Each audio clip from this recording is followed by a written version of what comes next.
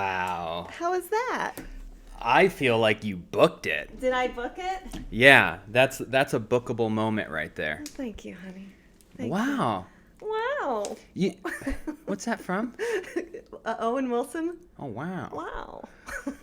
You almost did it like the impression. There's a girl on SNL that does it. She's a little more higher pitched with it. Wow. She's got the brunette hair, right? Yeah, but I think he's a little more down here with wow.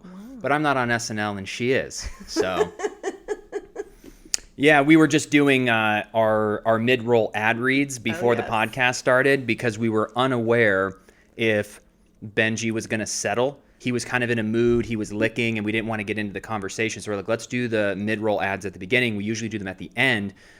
And I was very impressed with your read. Everyone will be able to see them about halfway through the podcast. It's been a minute since I've done a read. I usually just throw them your way. I would have taken it, but one of our sponsors is wine, which has been one of my, if I had, like before I got on this diet and before I, I stopped drinking for a little while, that would have been the perfect sponsor, because I was like, if you can, not only are we getting paid, but if we can get free wine all the time, that would be amazing.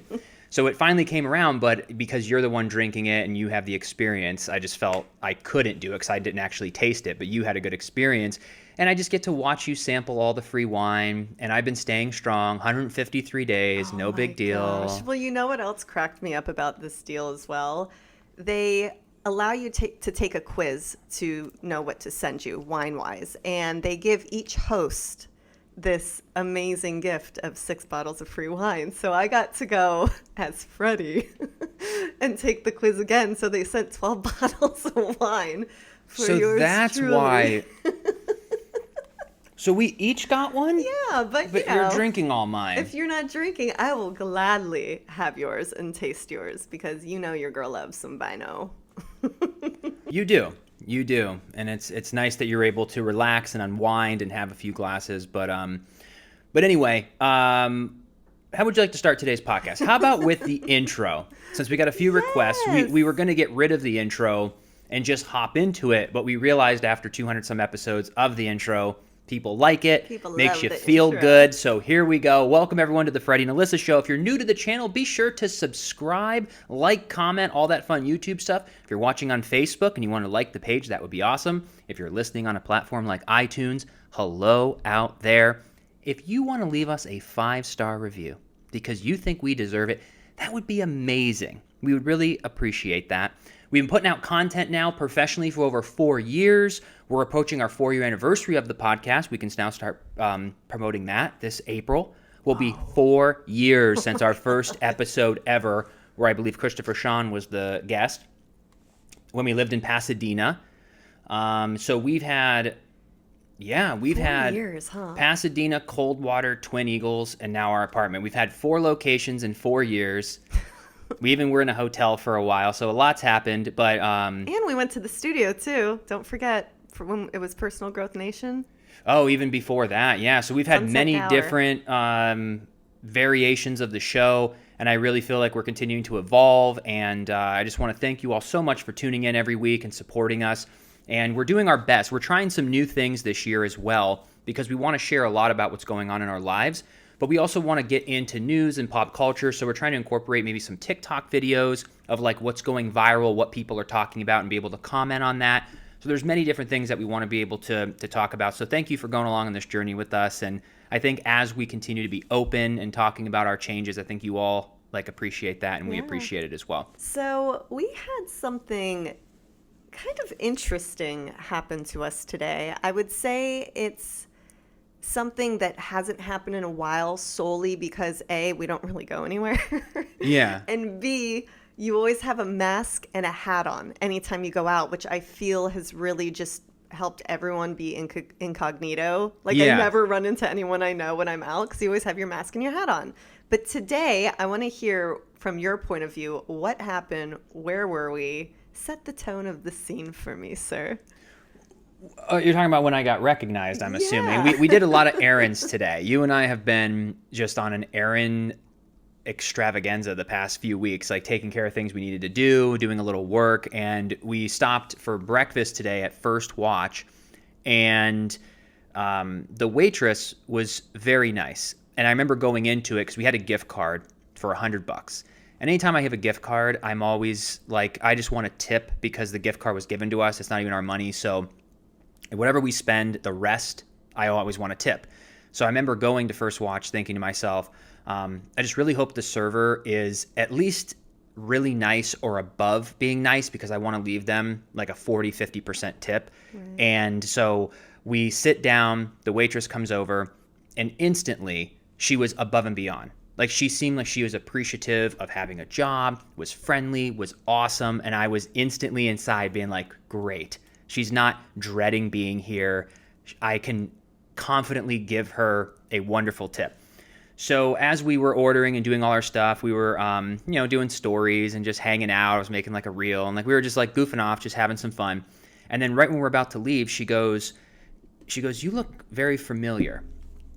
And I was caught off guard because, like you said, I don't get recognized. Even when I was on the show all the time, it was rare to be recognized. Maybe people do recognize me, they don't say anything. Mm-hmm. And sometimes people will say, "I think I recognize you," where they almost want you to bring it up because they're like nervous or whatever. But she genuinely couldn't put her finger on where she knew me. And I could tell because I've had this happen many times over the decade. And my brain, instead of saying, "Oh, you either know me from social media or I worked on Days of Our Lives," but I went with the answer of, I was like, I don't. You always go, "I do." I go, "I do." I was like, I don't, I'm not sure.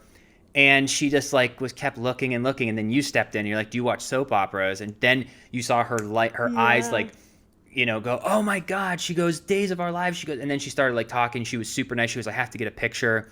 And we ended up taking like some pictures, and it was really, really sweet and nice. And she was awesome. And it just made it that much sweeter that I was like, we have this gift card and like, she's going to get an awesome tip. And she was so, so nice. But if you wouldn't have stepped in, I think I was just going to say like, "Oh, we're just like familiar around here," because it's just weird to start to say like, "Oh, you know me from this," because if they don't, how weird is that? I get that, but if someone is saying to you, someone who's been on television for 10 plus years doing different things from commercials to shows to a soap opera for almost a decade, chances are if you look familiar, it's Days. It's Days. They saw you on... Or it's one of my viral TikToks. You never know. Well, I've also had people tell me in life, they go, "Oh my gosh, your husband showed up on my For You page." And they know you now, and it just cracks me up. But Debbie at First Watch was absolutely amazing. And I just got to say, over the years, watching this happen in life, because when we lived in LA, it's kind of an unwritten rule there that you don't really go up to anyone on television if you recognize them. People there, a lot of people work in entertainment, you just don't really do it. So it never happened there. When we would venture out, and we lived in Pasadena for a year, remember it happened a lot there because no one really works in the entertainment industry that far out.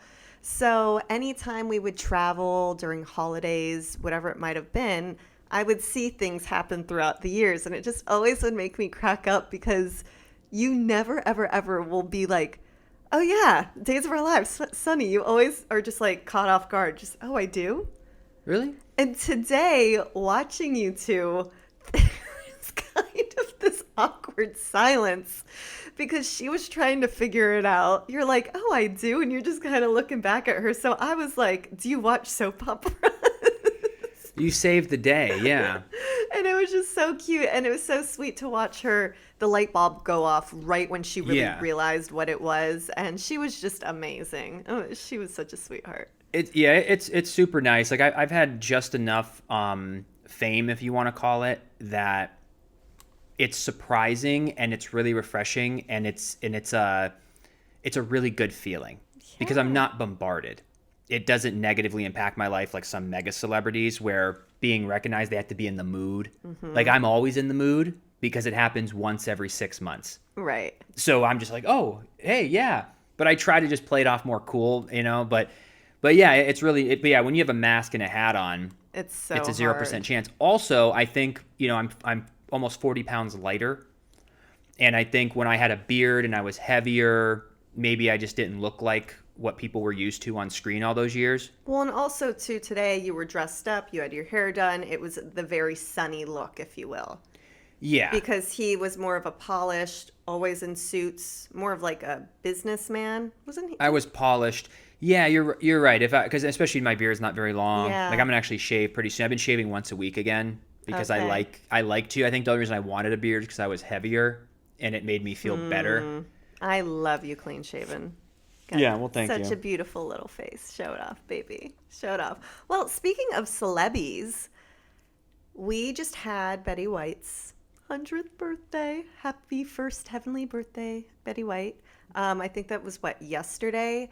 But it was so cool because I saw someone someone mention on their story, hey, Google Betty White. And I go, why am I going to do this? But I'm going to do it anyway. And do you know that Google ended up putting all of these like petal drops of roses that fell down, and then it turned into this big red heart and flower, and it said, thank you for being a friend.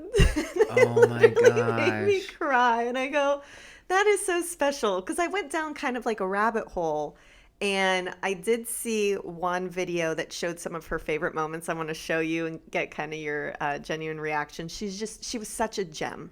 What did you know her from? Like, why are you a fan of Betty White? Well, I obviously loved her from Golden Girls. Remember, we went and watched the entire show back in 2017, I want to say.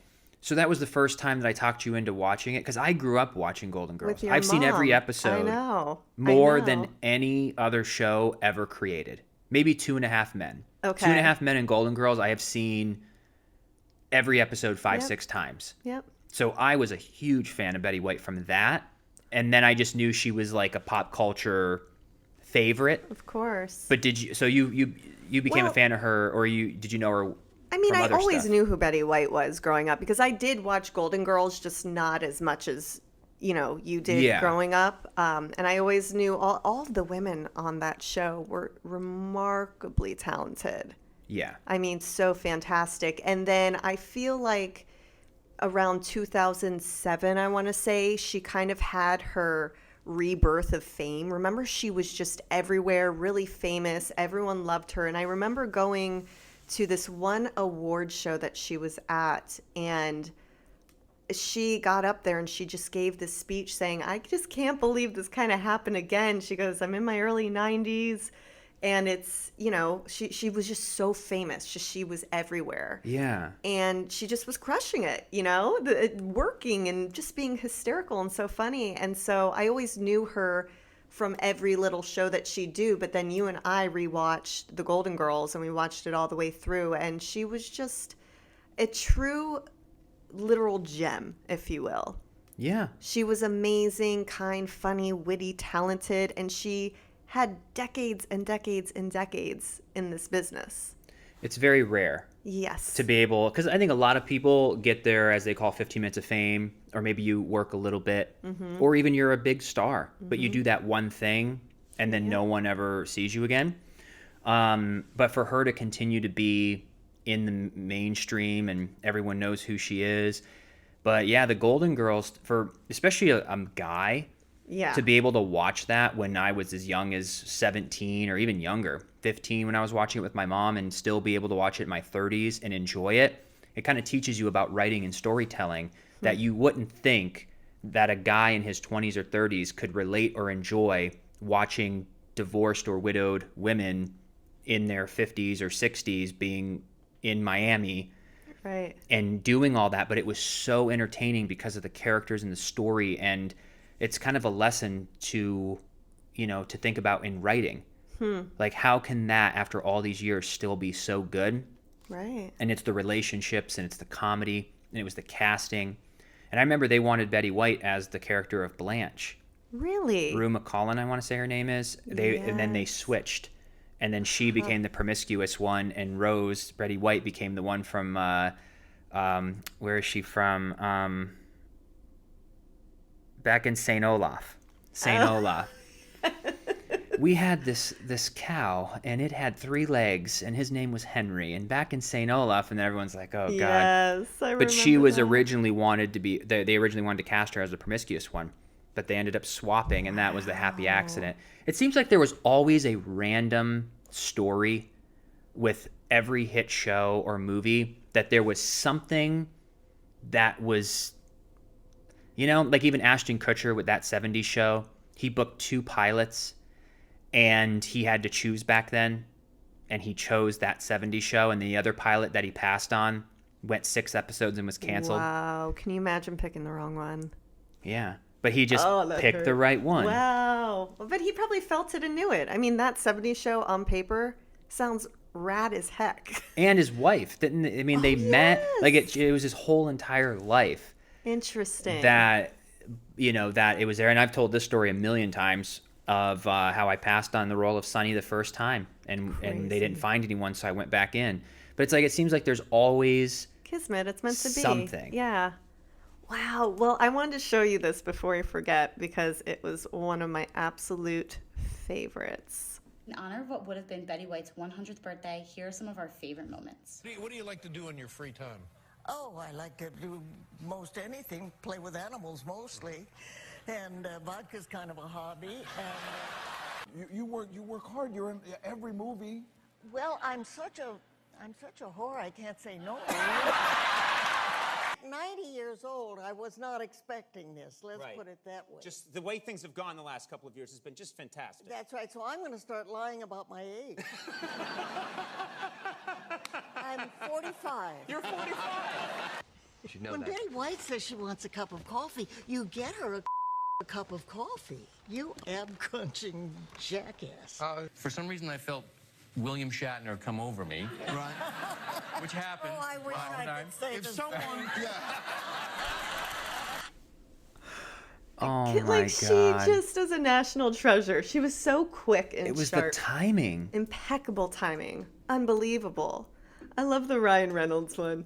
Yeah, what was it, a commercial or a movie? What It was a movie. Was it? Yeah, I want to say it was the one with Sandra Bullock. Oh. The Proposal, maybe? Maybe. I don't know. But just her saying that to me. When she wants a cup of coffee, get Betty White a cup of coffee. Oh my gosh. She was just so amazing. And the last thing I'll say on this, for someone to be here for nearly 100 years and every person still grieving, going, man, we didn't get enough time with her. That's huge. That's know. monumental. 100 years and you're still like, I need more of her. I know.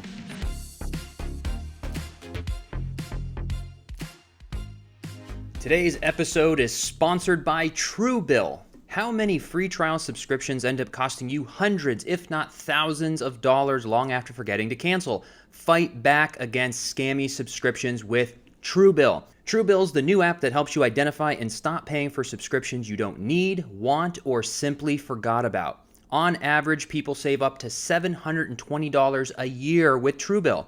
Because companies make subscriptions hard to cancel, Truebill makes it incredibly simple. Just link your accounts and Truebill will cancel your unwanted subscriptions in one tap. And your Truebill concierge is there when you need them to cancel unwanted subscriptions so you don't have to. Alyssa and I have been using the app for about 6 to 8 weeks now, and it's awesome. It's organized, it's simple, and you can just get rid of any of those monthly bills that you don't need anymore, get your overhead lower, save some money so that you can invest it or do something fun. We're all about keeping that overhead low, and Truebill can help you do that. Truebill has over 2 million users and helped them save over $100 million.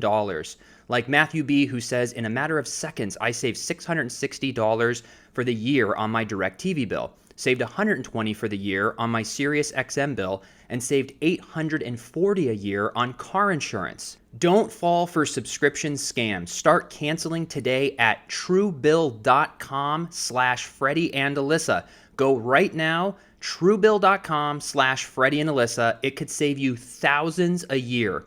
Truebill.com/Freddie and Alyssa.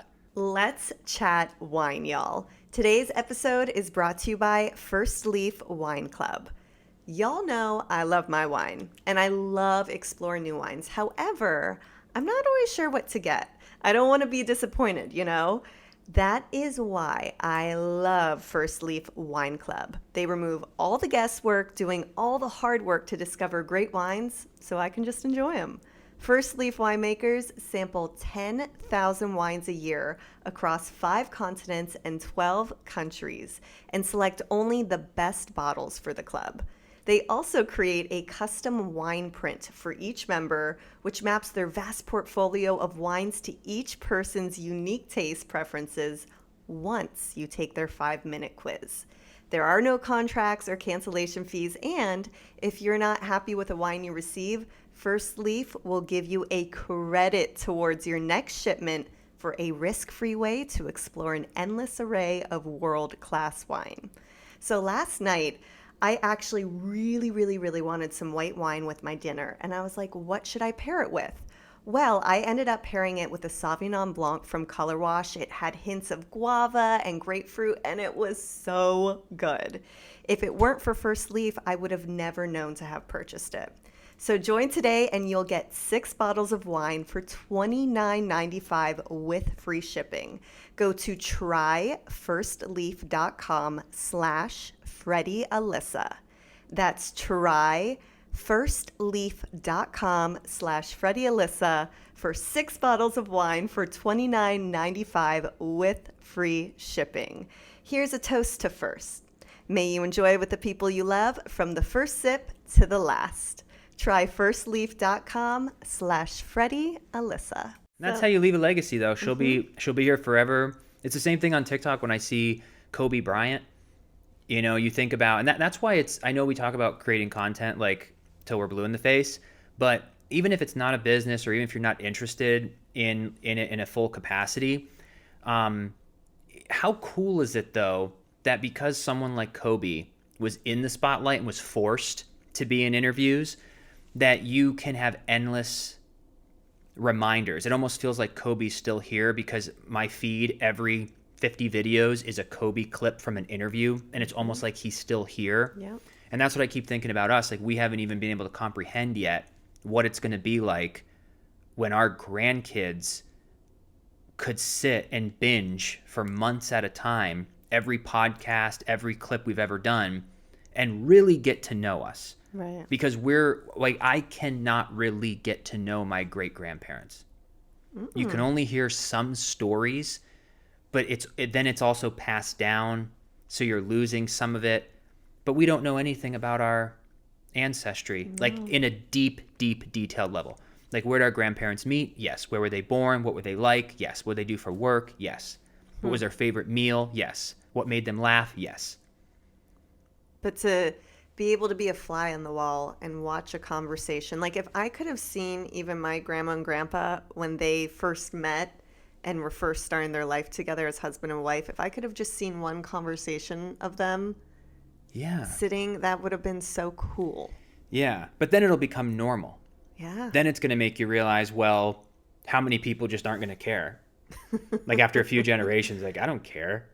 No. They were still living in the real world. I haven't taken my goggles off in 6 months. Gosh, you're so about that life. I don't know. But it just, things like that make me think is that Betty White will always be here, and they're still making people laugh because of work that they did. Well, what year was the Golden Girls filmed? 80s? I would guess 80s, yeah. Maybe late 70s, 80s. So here we are all this time later, and it is still a show that you can, like you said, sit, binge watch, doesn't matter your age. You're so drawn into this fake world they created. And that's something I feel even in 20 years people will watch. Mm-hmm. There are just sometimes those hit shows. Even you look at Friends with Jennifer Aniston, and I mean, everyone knows Friends. Yeah. Everyone. I guarantee you anyone watching this will know Friends. Yeah. But that was in the 90s. And it is still something people watch to this day. And it makes me wonder, too, back, during those decades when there was no social media, really not the internet that much, maybe the storytelling and the relationships come across and were obviously told differently and perhaps acted differently because these people truly lived in a world where there was no other distraction. When they're at work, this scene that they're doing, like, that's all they're doing on their downtime. They're not scrolling through their phone, seeing what the rest of the world's doing. Probably hanging out, talking with their castmates, having friends come Really or building, relationships. I don't know. It's just But it was also the first time we were seeing it. You got to also think about it too. I mean, they started doing TV and film. Like, when did the first like color, audio, and everything start? The 40s, maybe. I should know this, being in LA all those years. Yeah. But I don't. But I'm just saying it hasn't even been 100 years, has it? So back in the 60s, 70s, 80s, 90s, we were also seeing the storylines for the first time. Like, we've never seen 4 ladies living together in Miami who are older. Now it's like they can just recreate all of these. Like, how many shows do they have now where it's the sitcom dad married to the wife who bosses him around, and they have 3 kids, and the middle daughter's got an attitude, and the older one is blah blah blah, and the little one's this little, like, you know, deviant that everyone's scared of, but she's so cute. And the grandfather comes over and says ridiculous stuff, and then the in-laws fight, and then he's got his buddies, and they sit around the grill, and they have steaks, and they do guy jokes, and they're in mischief where they have to go and get the barbecue grill, but it's sold out, and then they're fighting with an old lady, and they come back, and then he's reprimanded by the wife. I mean, it is just, as Eric Martzoff said once, it's like a dirty shoe in the dryer. He said that about another thing, but to use his reference. But yeah, it's I think nowadays it's almost, the story sometimes isn't even enough. We're using tactics to keep people interested. Like, what if it's Spider-Man meets this, and then they're in this different world, and they have these different powers, and it's shot for $350 million, where Will Smith plays himself, but also a 20-year-old version of himself. Maybe that'll get people to go watch it.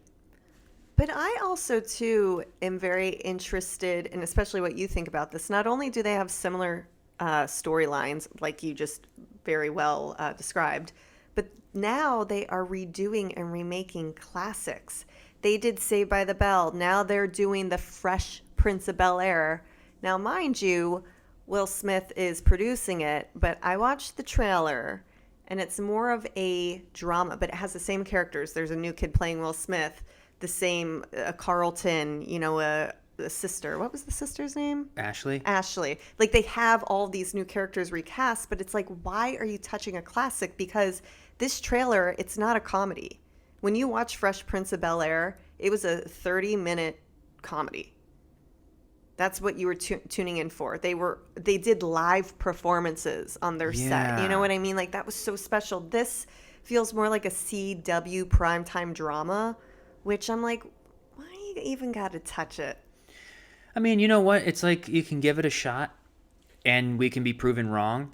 But I almost feel when they're doing these reunions, that kind of seems like a cool 2022 thing to do. Mm-hmm. Like the Friends reunions, don't bring Friends back. But how about Sex and the City? But that's not a reboot. That's them still. And it's I guess you could say a spin-off, because the new show is called And Just Like That. So it's not essentially Sex and the City. And I got to tell you, I mean, they're doing a really good job with it. They got a lot of the characters back. They're introducing new characters. I've now gotten really into it. That's good. Let's just say that. Yeah, I don't really have the answer for it. It's hard to critique something when I don't really know, like, what I would do, you know, to give like an interesting take on it. If, like, I was like, oh, they should do this, but I think everyone's learning. I think traditional Hollywood, you have to realize, is like every other huge corporation. Like, even when they talk about the public education system, they want to make changes, some people, but how do you turn that big ship? Mm-hmm. It's so layered, and there's so many working parts, and these big corporations, like, there's so many people involved, and it's taking a while to figure out. And all of a sudden, people aren't going to movie theaters as much. There's all these applications. There's still cable. There's still TV shows. Then there's the internet. Like, some of these shows are competing with podcasts. Yep. People are sitting around going, do I watch this new episode of Dexter on the Showtime app, which is a website, or do I go to showtime.com? But do I have to pay? But is that included in my Amazon Prime? I think I have to log into Amazon and then go to Showtime, and I can watch that. Or do I watch Just Like That? But is that on HBO, the cable? Or is it just on HBO Max, the app? Let me go there. Or Freddie and Alyssa have a new show out. Or Joe Rogan has a new podcast. I'm really interested in that guest. I might watch that for 3 hours instead of binge this. I just think there's so many options for entertainment these days. And we're all, as consumers, trying to figure out, what do we watch? Yeah. And I think the thing that's also missing is the camaraderie. Back in the day when Fresh Prince was airing, or Family Matters, or even the Golden Girls, I'm sure in the 80s, everyone got together on Friday nights at 7, and you sat and watched it. Home Improvement, and everyone watched it, and then you could go talk about it at work the next day. It was like, oh my God, Tim Allen, when this was happening, and we got to experience that. Where now I just feel it's all micro communities, where there's some people watching Yellow Jackets, some watching Just Like That, some watching a Netflix show. Very rarely these days does something like Squid Games or Made come out on Netflix that everyone watches. Or Euphoria. Well, you've been so obsessed with that you've kind of talked me into that. It's so good.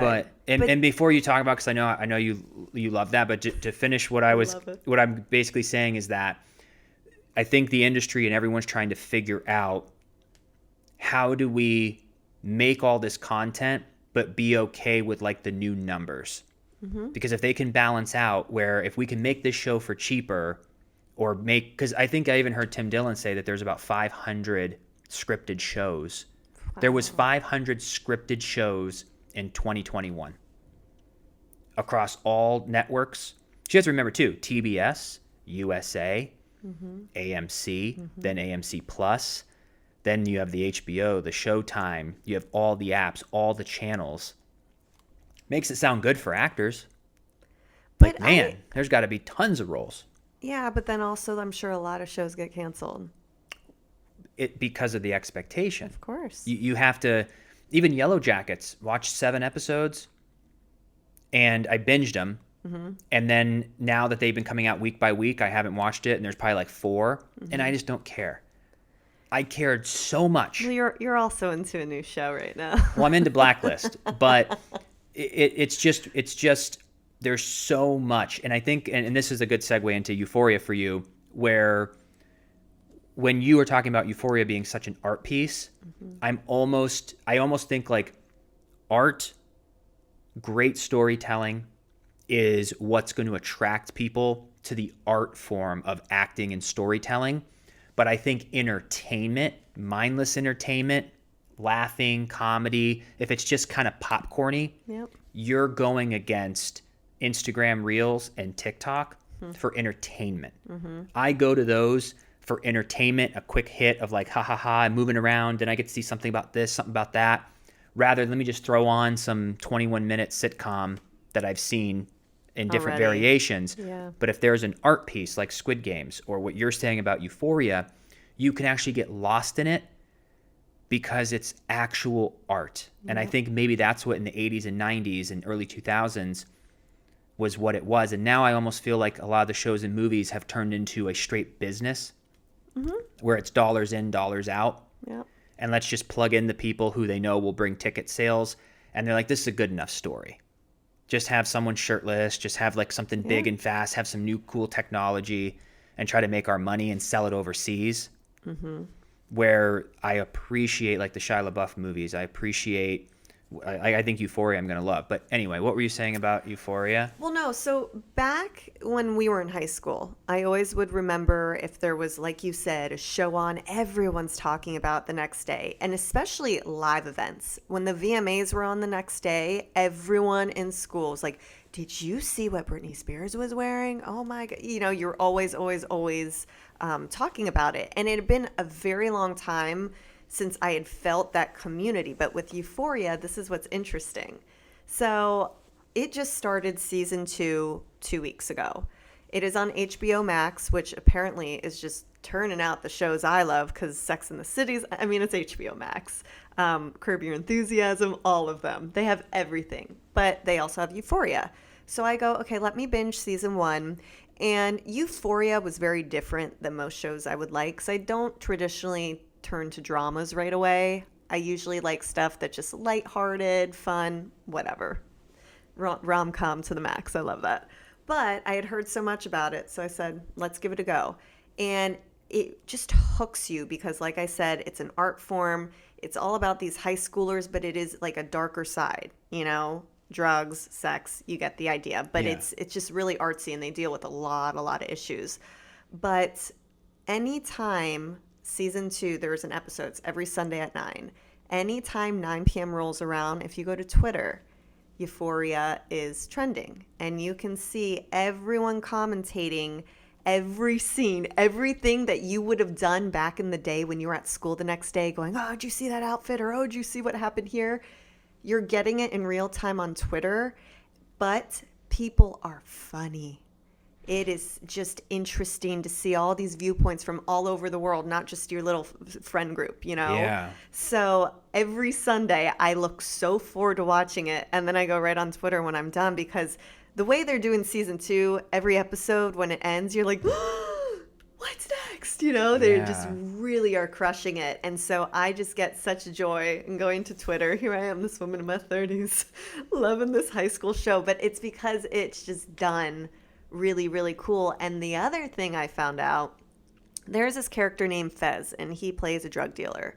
Well, he ended up going to this high school in Oakland, but he was visiting a friend in New York City. In real life. In real life. Yes, this is real life. The real actor who plays Fez. Okay. Grew up in Oakland, Florida, visiting New York, visiting a friend. And when he was there, he's just out on the street living his life. And he calls it a pushy casting director. Comes up to him. He had this whole article with GQ. I highly suggest you go read it. It's very entertaining. But this pushy casting director goes, look, we are filming the show. We're casting the show. I need you to come in and read. And at first he's like, I don't know. It's not my thing. I've never done it. And he ended up later that day somehow ended up in the office, in this casting office. And he was like, I'm just going to be me. And so when they gave him the script, he goes, the one thing I remember was that I was like, I need to change up the way this guy speaks because I don't talk like this. So he made it his own. Oh, wow. And what do you know? He booked it. So to circle back to earlier, how you said sometimes with shows, just things happen for it to get to where it's at, or even Ashton Kutcher, that 70s show, he chose that. This guy, he ended up going to the same high school as Zendaya, but he was in the tech world. So he made the sets of the show and did all the behind the scenes stuff, whereas she was there for acting. But he never thought he'd do it. And so he moved to LA for the pilot. And at that time, as soon as they found out that they were getting picked up, he was trying to get an apartment, but he's like, I had no income really to show or credit. And he goes, so I just Airbnb'd because no one believed that I could get a lease. Like no one believed him. So he just Airbnb'd, and now his whole life has changed. But it's just interesting, those types of stories. This guy out there living his life. And when I tell you, he has the realest moments of anyone ever on television. You watch it and you just go, how are you so real? But it's because he makes it his own. And I guarantee you they let them improv and just go with it. Yeah, I have to check it out. Those are my kind of movies, but that's where the art comes in. I think there is a time and place for word, hire the technical actor who knows how to do this, this, and this, and then other times when it's raw and gritty, let the actors act. And that's what I like. That's like the movie Guide to Recognizing Your Saints. Shia LaBeouf, Channing Tatum, bunch of other people in it. It was one of my favorite movies. That was quite a while ago, right? Oh, yeah. Long I think time? like 2008. Wow. It just reminded me a little bit of how I grew up, like not as dark as that. That was like a really dark film. I just mean like the vibe. Like it was just a bunch of hoodlum kids in a small town, even though they were in New York. But it reminds me of like where I grew up. It's like we just like paintballed and went four-wheeling and just went on adventures and just came home at night. And, people got in fights and you drank and you did some vandalism stuff. And we just did a bunch of, but it was just real. And it was real people. And I didn't believe they were a bunch of actors. Like there's certain shows that they'll cast like these pretty boy actors. And it just doesn't seem authentic to people back home where everyone just wore like a sweatshirt and a hat. Their hair was never done. It was always cut and laying funny. like a cheap haircut. Like there was never any gel in it. It was old T-shirts. It was just like cars didn't, like all that mattered was the relationships. And that is what a lot of these really hit home to me. It's just a bunch of friends just hanging out. Yeah. And it's not contrived. Well, you're going to like this show. I'm telling you, I'll rewatch it with you. Season 1 was really, really good, but season 2 thus far, like 1 episode a week is not enough. But now I get why they're doing it, because people are talking about it. How much do I bring it up to you once All I the watch it? time. I'm like, oh my gosh. Yeah. You've sold me. I've sold you. I just got to baby. figure it out. There's just so much to watch right now. And, you know, it's just at night. Just chip away. So much Blacklist. You have years of Blacklist left to watch. I think that's what's difficult is I've been behind because I got hooked on Blacklist. But I feel if you just watch a few episodes every night, it's better to have too much entertainment than not enough where you're just like, what am I going to watch? So I feel with Yellow Jackets, Dexter, Ozark has a new season, Afterlife. There's also this Netflix show that I might take a peek at. It's like Archive 81 or something about like restoring VHS tapes or something with VHS tapes, but it looked cool. It was trending. So there's much to check out, but we appreciate you checking out the Freddie and Alyssa show. You know, thank you again. We just appreciate you so much. We have so much fun. I love that we're back in a studio and just being able to chit chat and have some fun. So we couldn't be doing this without you. So thank you again. Have an amazing week, and we will see you next Wednesday.